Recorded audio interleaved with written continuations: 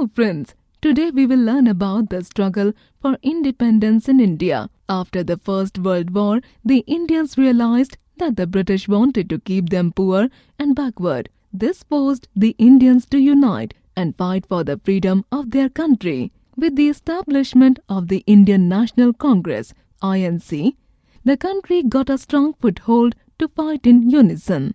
The partition of Bengal in 1905, the activities of the moderates and the radicals brought about the rise of nationalism in India. Mohandas Karamchand Gandhi went to South Africa in 1893 in connection with a case where he saw the plight of the Indians. He fought for their rights. He also experimented with satyagraha based on truth and non-violence and achieved great success. When he returned to India in 1915, he toured the country and was shocked to see the poverty and hunger in the country. He decided to fight against the injustice done to the Indian people and launched the fight for freedom through the policy that he used in Africa. The British government passed the Rowlatt Act in March 1919, which gave the government power to arrest anyone and send them to jail without trial. People protested against this act. Gandhiji decided to launch a nationwide satyagraha movement against the Rowlatt Act. On April 13, 1919, a peaceful meeting was being held to protest against the Rowlatt Act at Jallianwala Bagh, Amritsar. General Dyer ordered his troops to open fire on the people gathered there, killing hundreds of people who had collected there to protest. As the news of Jallianwala Bagh spread, crowds took to the streets in many North Indian towns. The government responded with brutal repression, seeking to humiliate and terrorize people. The satyagrahis were forced to rub their nose and crawl on the streets. Seeing the violence spread, Mahatma Gandhi called off the movement. When Turkey was defeated by the British and its allies in the First World War, the allies decided to divide it among themselves. The powers of the Caliphate of Turkey were taken back. It angered the Muslims around the world, who began to form Khilafat committees to oppose the Britishers. Do you know? Caliph or Khalifa was the religious head of the Muslims. The Ali brothers, Maulana Muhammad Ali and Maulana Shaukat Ali, also started the Khilafat movement. Mahatma Gandhi supported it and found an opportunity to unite the Hindus and the Muslims.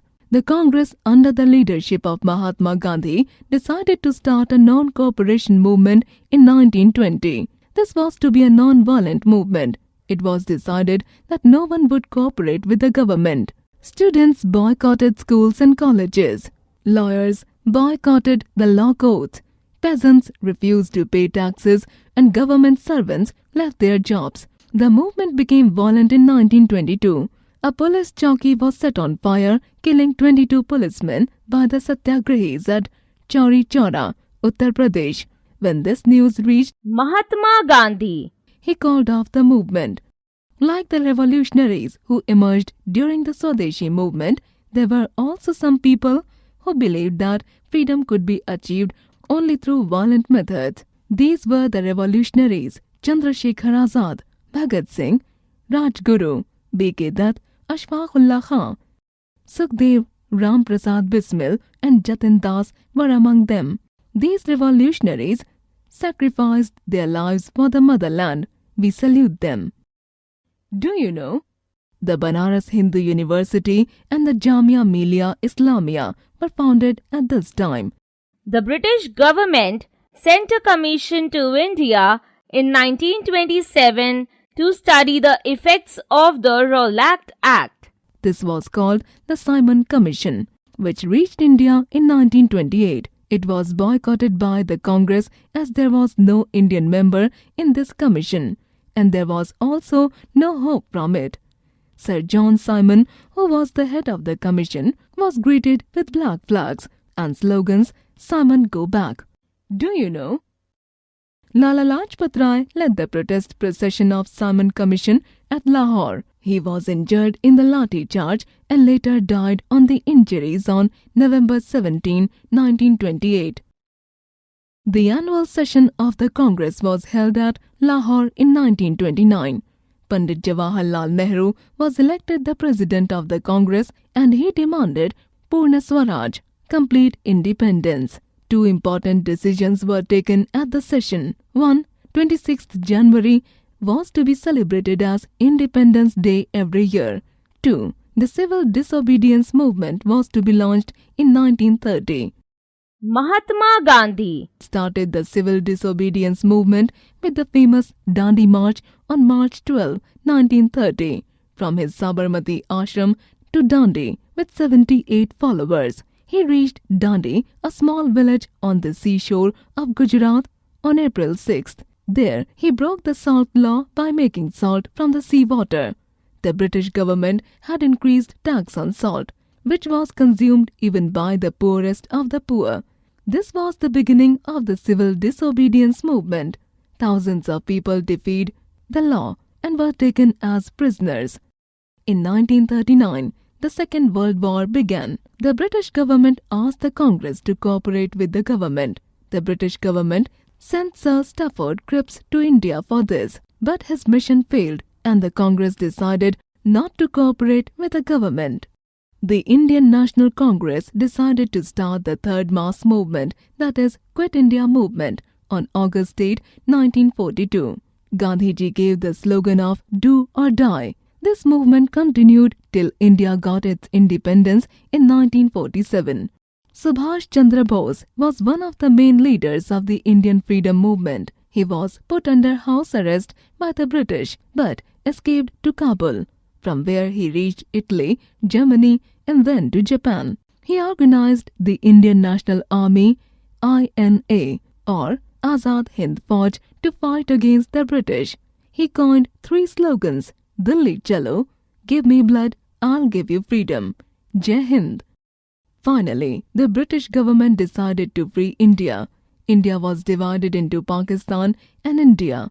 Mahatma Gandhi Was heartbroken as a number of people lost their lives and possessions. His dream of a united India could not be fulfilled. According to the Lord Mountbatten Plan, India was to be divided into India and Pakistan. Amazing fact! It is said that about 14.5 million people crossed the borders after the partition of India. Pandit Jawaharlal Nehru became the first Prime Minister of India. India drafted its own constitution. It took nearly 3 years in the making of our constitution.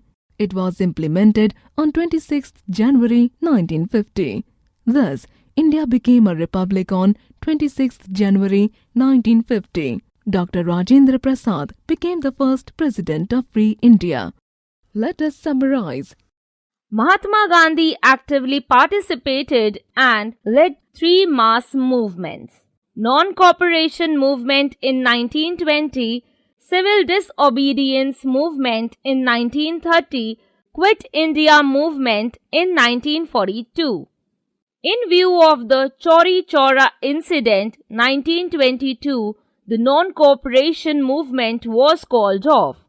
The Simon Commission 1927 was boycotted by the Indians as there was no Indian member in it. The Lahore session of Congress in 1929 demanded Purna Swaraj, complete independence. The Indian National Army INA was formed by Netaji Subhash Chandra Bose. India got independence on 15th August 1947.